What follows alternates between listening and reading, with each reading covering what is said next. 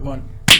Hello and welcome to the Voice of the Boys. This is our first podcast recording. I am Chris. And I'm Jack. And we're here to chat everything Celtic, from transfers to tactics to who's coming, who's going, and who's still going to be here in 2 years' time. I'll see about that. So he's going to be here in 2 years' time, Chris.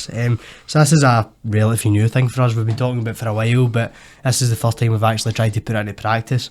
We've never shot a podcast before, and we've had an avid interest in Celtic for, well, we've been fans for all our lives. You're 10 years, I'm 4 or 5 season tickets. For 10 years, 5 years and 10 years. So we thought, we're always arguing with people on Twitter and voicing our views. Why always not do arguing down the pub between ourselves, so we might as well now just open the door. We'd just like to thank everyone before we go any further with the support we've already had on Twitter. 360 followers or something. In a couple of days, and hopefully we're hoping to grow some more. Hopefully we can get a lot of people watching us and just in podcasts and on YouTube. We just want to share our views, collab with different creators, and just try and get our views out there and see what the other Celtic fans think, because Celtic is more than a club, it's a family to a lot of people. Yeah, it is, and it's definitely during lockdown and things like that, something that we all had to embrace and endure during Lennon Ball, and now obviously the Rodgers back for the second time isn't a popular opinion with everyone, but I like him, I love Rodgers, but well, at the end of the day, look, it's we've been Celtic fans all our times. We support players, we support the managers, but we're not here because of one specific player or manager, are we? We're here because of the team. We might all go to Saudi Arabia now. But we'll touch on that later. The things we're just going to be going through is, the signings today, players that have left and we look like are going to be leaving.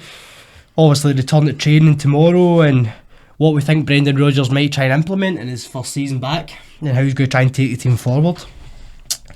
So if you want to take it away with the first signing, Thiago Holm. Thiago Holm, centre mid, signed for £2.5 million.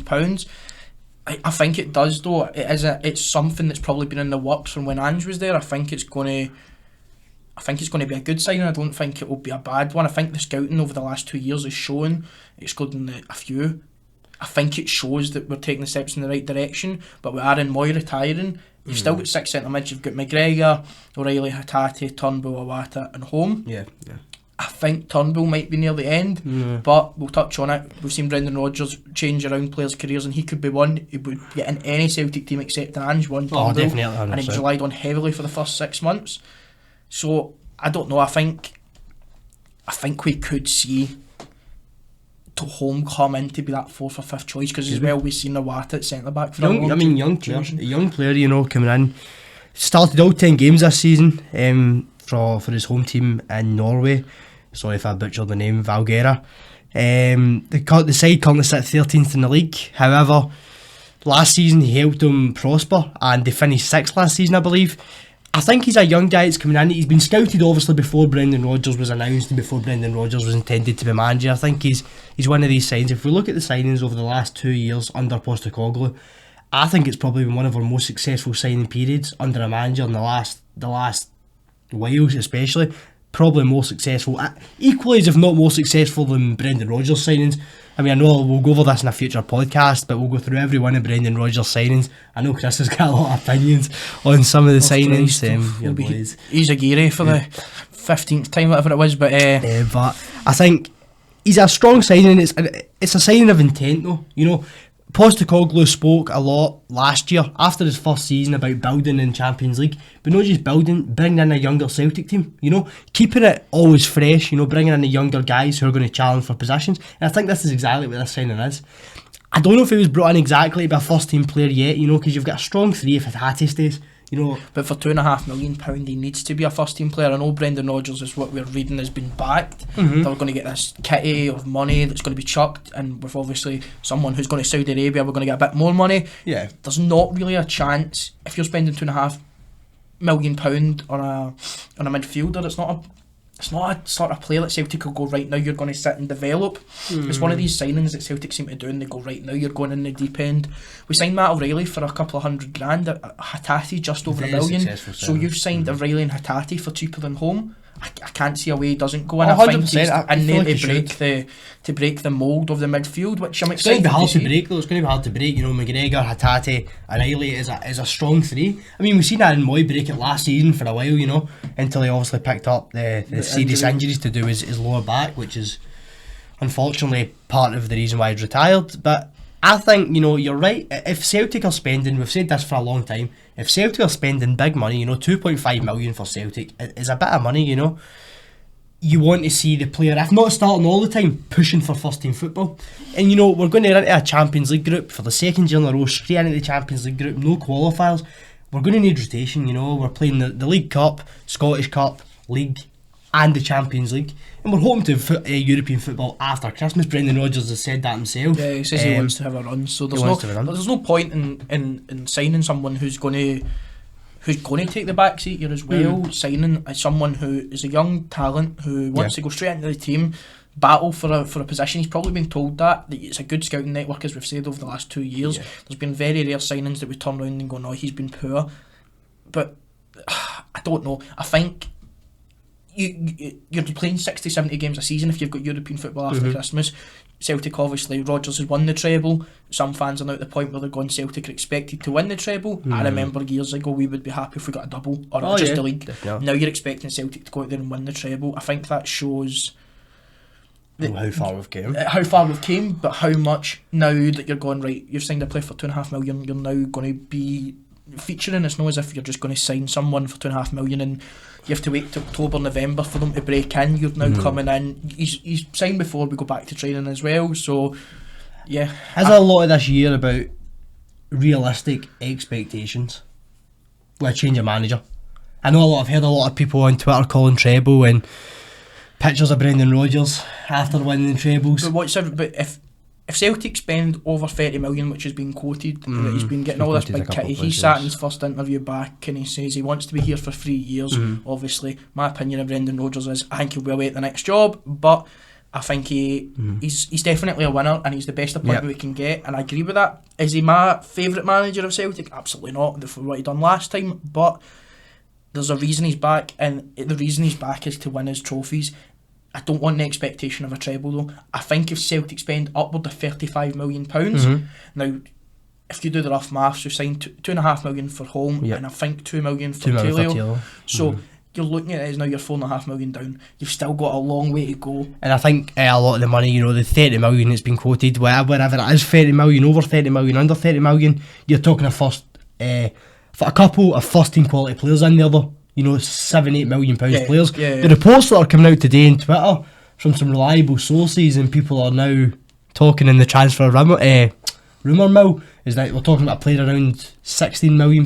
Before we get on to that, should we just touch on Tillio and then we'll touch on Tillio? Come on, we're all excited about what's going to happen. We're going to end up. So Tillio signed from Melbourne City. He played 70 games for Melbourne and 14 goals. So roughly 1 every 14 games. That's my quick maths. Well, let's hope your maths are right. I'm not doing any maths. He's a winger. He's played 7 times for the Australian national team. He played with Aaron Mooy at the World Cup. He did play Aaron Mooy at the World Cup, yep. For my opinion, from what we've said for the last 6 months, and Abada's obviously, rumours are he's rejected the contract. I can't see a way in which Abada stays. I think that's your Abada replacement. Yep. You signed Abada for what, £3-4 million, I'm roughly guessing. You signed him for $2 million, round about the same age. Young guy, he's came at the club. He's Harry Kewell still here, so he'll work well under Harry Kewell. Just a quick question here. Do you think Abada has struggled since Nir Bitton left? It was obviously Nir Bitton and Lila Abada got on really well. Really close friends outside of the football sense. Hang about together, spent a lot of time together. Families knew each other. I know Abada's went through a couple of things in the last couple of years. I believe a breakup with his girlfriend. And then Nir Bitton obviously leaving the club last year. Do you think it might have possibly negatively affected Lila Abada? Yeah, no, because he still scored 2 against Rangers. He's still got a hat-trick against Dundee United. He featured heavily a lot. He was the most used player under Ange. I think with Ange's system, looking at it back, your front three was Jota Jota was your gold card. That was $6.5 million in a winger, and as I said, Celtic don't spend that sort of money. Unless you're buying a guy who's going to start running as a top Kyogo he brought from Japan. He said when he signed Kyogo, he was going to take Kyogo wherever he was going next, and that Kyogo could have been like Athens for all we know, but Kyogo was going to come with Ange, and Dyson made it. He worked with Yokohama, and as Dyson says, he's like a father figure to him. So it's like Dyson was always going to play Kyogo was always going to play. I think Dyson suits Andrew's system more because you're pressing from the front, especially in the Champions League. I think we more or less ran Courtois into the goal. Just missed by a couple inches. So hit the post. I think you're right. I mean, I think, look, Lila Bada is an outstanding talent. He's still a young guy. We've seen Lila Bada for 2 years now. Yeah, and he's only really young. Predicted by a lot of people to be a really big talent in the future. For me, I think for Lila Bada, he's going to be looking for consistent game time. And if Brendan Rodgers can tell Lila Bada that he'd get consistent game time next year, I think that may affect Lila Bada's mentality of staying. But I'm with you. I think that Lila Bada may be gone in this signing. Telio, as we've seen, he's a guy who plays a wee bit like Dyson Maida. He's got a lot of energy, running up and down, never stops. Like, have you seen the clip of him keeping the ball in? It's absolutely crazy, I used to do that back in the day. Aye. But I feel like, honestly, I think you're right with Lila Bada. The big thing obviously coming out is with Jota, but I mean, that's where then you'd be looking like you're £30 million. You need to bring in a guy that's maybe £8 million. Champions League quality, European quality, a guy that can play in Europe. I think with the Abada going, I think you've signed him for $4 million. You're not going to get the money you would get for Jota just because he hasn't featured as heavily as Jota. You're still looking to get $10 million if he goes. Now there's been a lot of rumours, and obviously that's to get clicks and sell papers and things like that. And Jota, I think there's more concrete evidence. Could I see Abada go? I don't know. I've seen so much written about him. Maybe over the last year. I mean, the rumours for Ajax have been going for. Even maybe now he's just going to get told, right, Jota's away, you've now your chance. Oh yeah. And I mean, for a wee while, that front three was Kyogo, Jota and Abada. For a while. But at that point as well, we were in the sticks because the first thing is done for the first 6 months under Ange. Until that, after that 6 months, Diz Maida kind of broke it. Giacomakis became fit. Yeah. When that first 6 months period, I remember being at a game and it was St Mirren away, and the game was, the front three was Abada, Mikey Johnson and Owen Moffat because we had such an injury crisis. Ange, as much as he's not here now, he did come in and he said what he wanted. He came in straight away and he says he wants Jota on loan, he wants Carl Vickers on loan. For one of the first players he signed was Kyogo. He kind of nailed his post to the mast and he went, I want that, I want these players, I want 100%. And he kind of, as much as I agree with what you're saying, strip it back. You didn't have Haksabanovic, you didn't have Diz Maida, you didn't have Haksabanovic. And that's another player we have to think about. Haksabanovic starting to play really well. He was at the end of the season. I think he's one of these players who's a better contributor off the bench. If you're realistically looking at it, we're talking about £6 million players. He went from his previous team to Ruben Kazan for about 6.5 million, £7 million. And then we signed him for Haksabanovic and a good deal because obviously the crisis in Russia and the war and stuff like that. So, I think Haksabanovic is more in the 10 role, playing as a cam. I think we have seen that, but I think as well, though, touching on the previous point, as the original front three, Jota, Abada, Maeda, you were looking at options. Giacomakis was injured. Your option as sub-striker was a Jetty.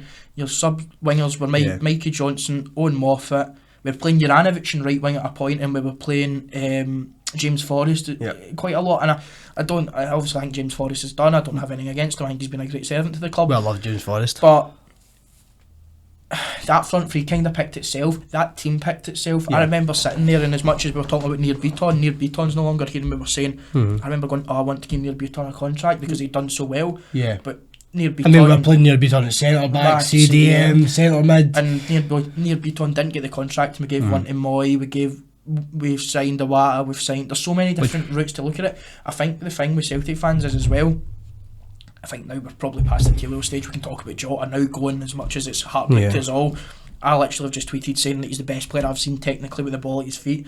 I think he's such better than Olivier Ntcham. I'm kidding. No, I love Olivier Ntcham. I loved Olivier Ntcham even though I hated him. Mentality.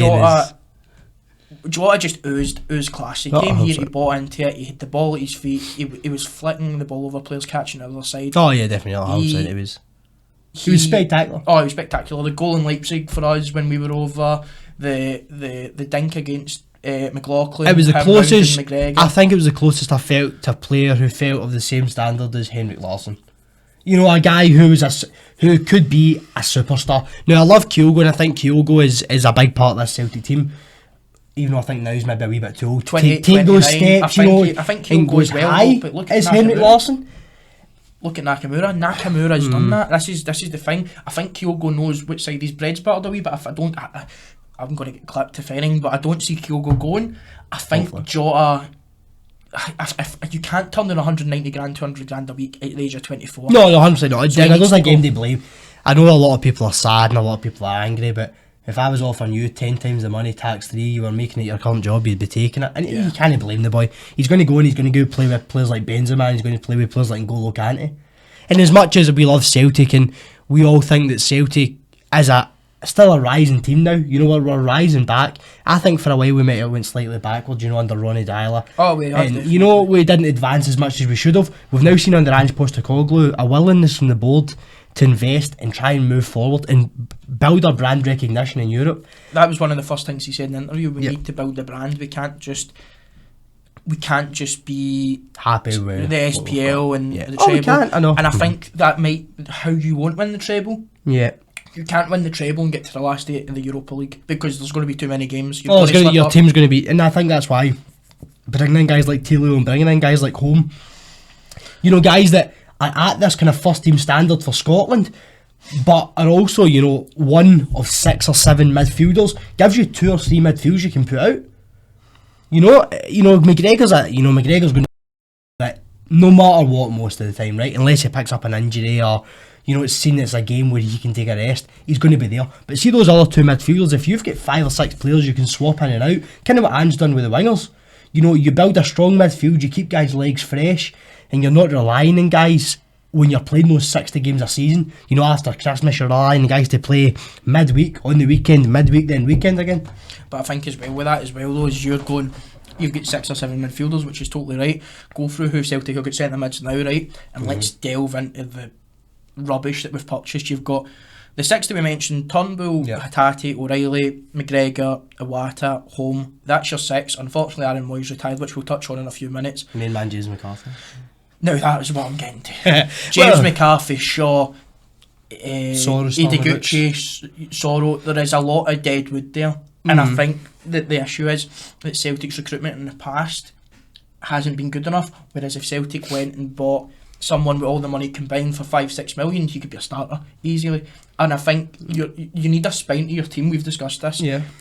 Our opinion is you can replace Jota. And it's sad to say, but you can get another winger like that. But we've obviously witnessed over the last 10 years our wingers being James Forrest, Patrick Roberts, Sinclair, who have been great wingers, but never any of them have flicked the ball over someone's head and caught it on the other side to do it again. But come on, we've seen Scott Sinclair do some spectacular things. We've seen Patrick Roberts do some spectacular things. That wasn't flicking the ball over someone's head. That's why the Celtic fans have got such a connection to that. Yeah, it's almost showboating, and we hadn't witnessed that. We've witnessed a pacey, strong winger who can be able to cut in and shoot, but we've never witnessed a winger who can showboat and entertain and have you off your seat every time. So I think we are kind of trying to say here is we can always replace a winger that can score 15 goals a season. It'd be hard, but you can find another winger that can score 15 goals a season. Correct. Centre backs like Carter Vickers, you can, and players like Callum McGregor. Now that's striker who's scoring 34 goals a season without a penalty or a free kick and Kyogo. You can't replace that. No, that's harder to replace. You're having to spend a lot of money.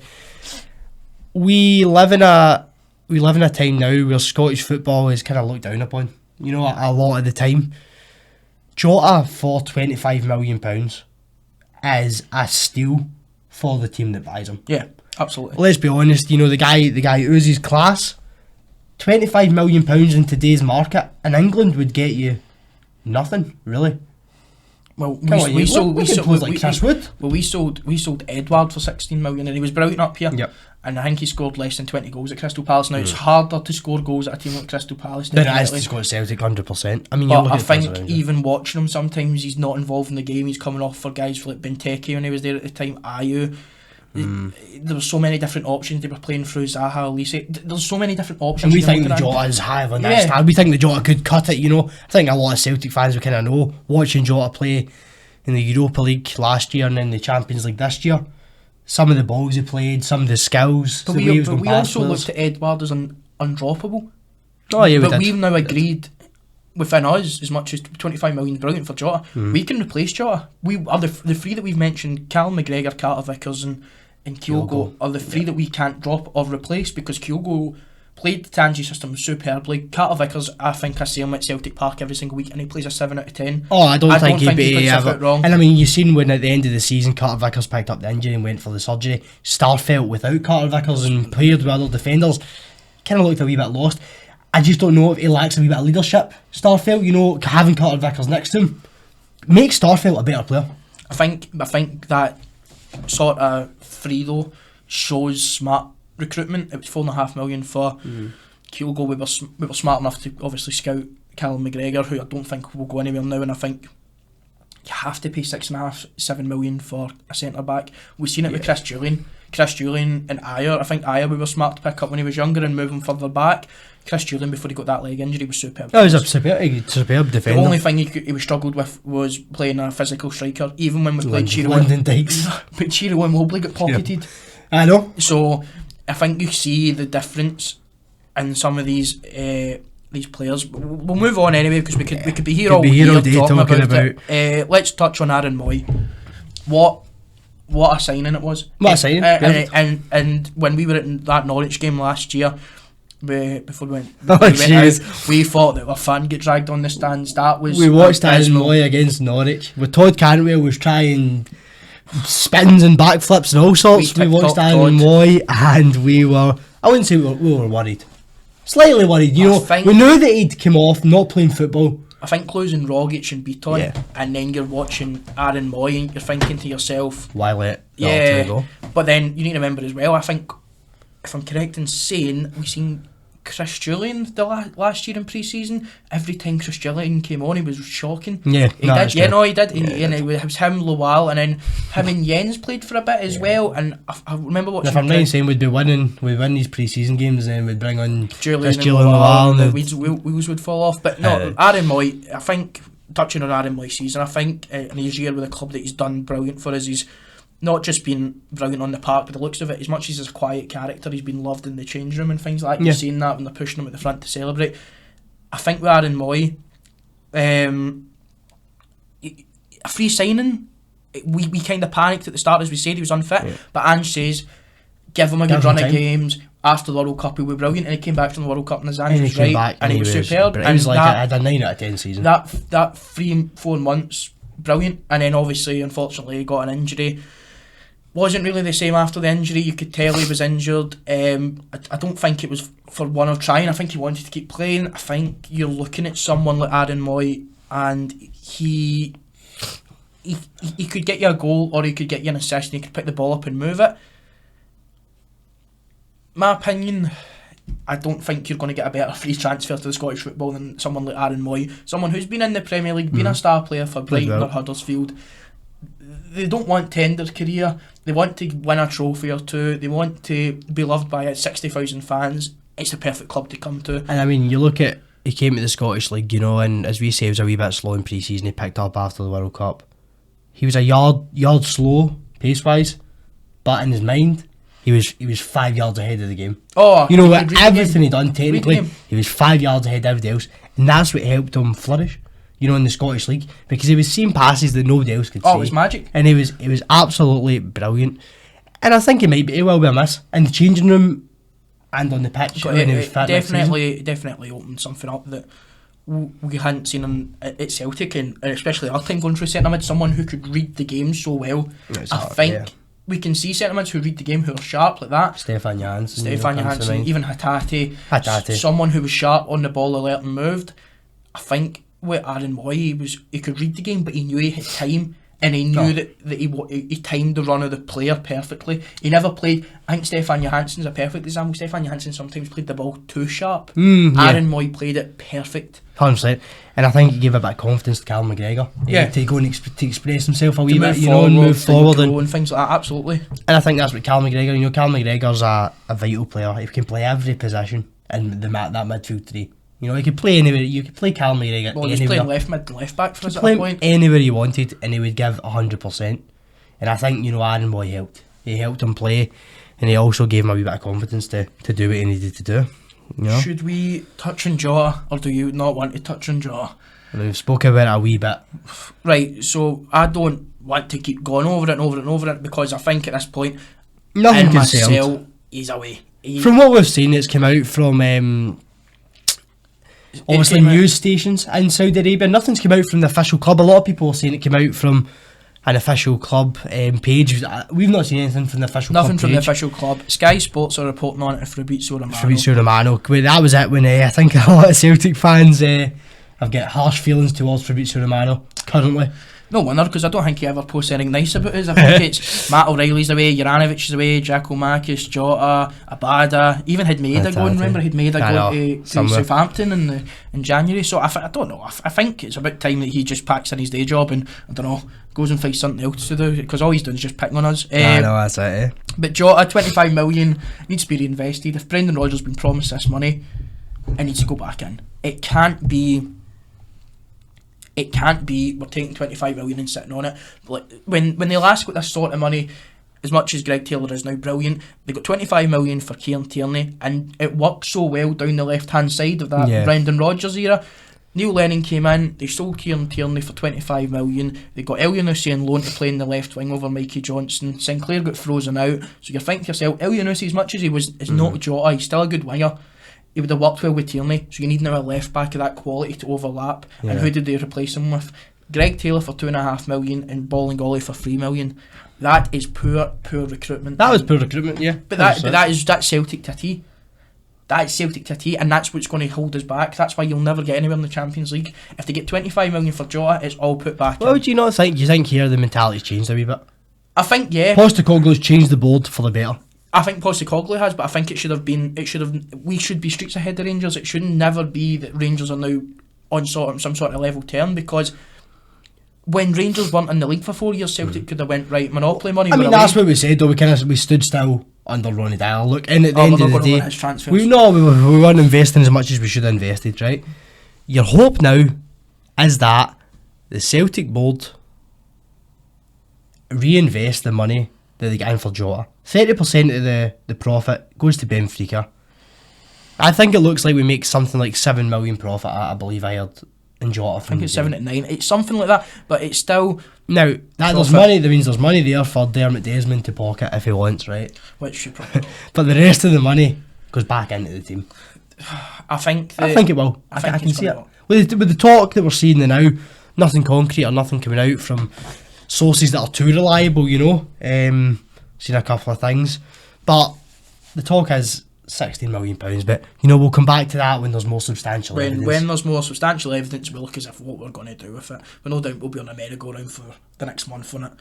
So let's go through the time of recording on Sunday. Tomorrow Celtic are back. They are back in training. The boys are back. Took their time. It's been a long month. It's been a long month. Obviously, we had a game yesterday against Fraserburgh. The B team playing. It was a 0-0 draw at the end, and we won 5-4 in penalties, I believe.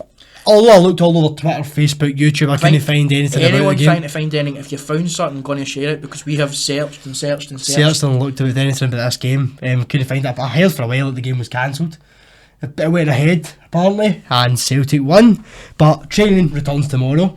We We understand that Brendan Rodgers has met with some of the players, or is going to meet with some of the players. He met with Cal McGregor in Mallorca. I think he said he's going to try and meet with some of the players the week before training starts. I think he has.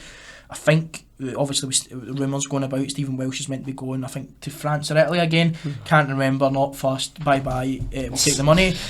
I think Brendan Rodgers is definitely going to get a spine in his team. If you remember the first time that Brendan Rodgers came in, forget Dembele and Sinclair and that, the squad that he worked with, I think you're looking through it.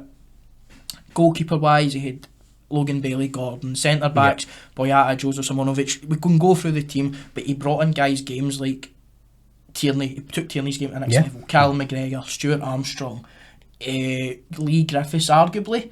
Lee Griffiths, as much as he done that 40-goal season, I think I've seen a better striker after. Oh yeah, 100%. I think he fitted, that style. The style of Brendan Rodgers played pretty well. Tom Rogic. You look at a manager like Brendan Rodgers, a guy that's managed at the very top level, would have won the Premier League if it wasn't for a certain person. Over the other side of the city. He's a guy who knows what he's doing. Whatever we've got to say about him personally, he knows what he's doing. We won't talk about that. He's won games, he's won trophies in Scotland and England. A lot of people talking about the relegation with Leicester. Let's not forget, he finished 5th twice with Leicester. Fifth twice, FA Cup, Community Shield, and done something in Europe with them, took them to the semi-final. And he didn't financially get properly backed. After the owner of Leicester sadly passed away, I don't think the backing's been there for Leicester. And even the COVID season, selling Fofana for 75 million, selling Schmeichel for £1 million and not replacing him, you're not going to do much. But this isn't a Leicester podcast. My question now is, we seen all the players that I went over, Armstrong, Rogic, Cal McGregor, all their careers getting pushed forward by Rodgers. In this Celtic team, you can pick 3 players who are going to be someone that I would say takes the next step. Flourish under maybe Brendan not Rodgers. flourished already, or maybe has. But going to take that next step. We need to make 3. Now I experienced and you experienced what Mr Dembele done under Brendan Rodgers. Yep. Kyogo had a brilliant season last season. Can Kyogo do any better than he done last season? If there's one man that's going to help him do it, it's Brendan Rodgers.